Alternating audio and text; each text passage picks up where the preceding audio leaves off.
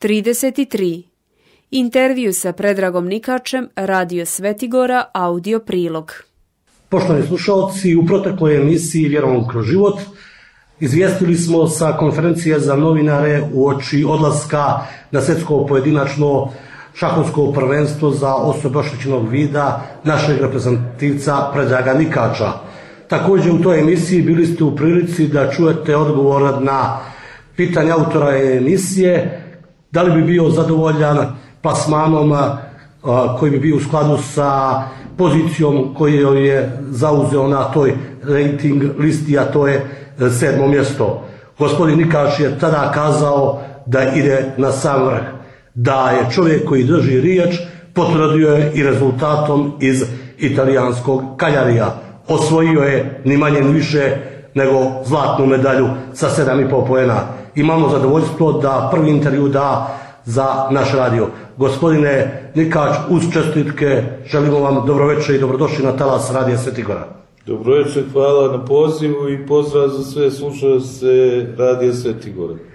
Čini se, gospodine Nikač, da i ovog puta nije bilo u skladu s onom narodnom da se po jutru dan poznaje.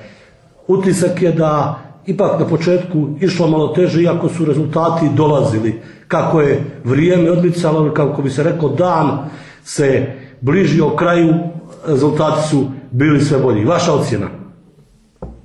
Pa možda ste i pravu, kako je počeo turnir i na samom početku turnira nisam bio prezadovoljan svojom igrom. Međutim, kako je išlo kolo po kolo i moja igra, kako bih rekao, počela da raste, počeo sam da igram sve bolje i bolje, da stičem sve više i više samopouzdanja i mislim da odavno nisam odigrao turnir na ovako visokom nivou. Prva partija i prva pobjeda, to je donijelo samopouzdanje.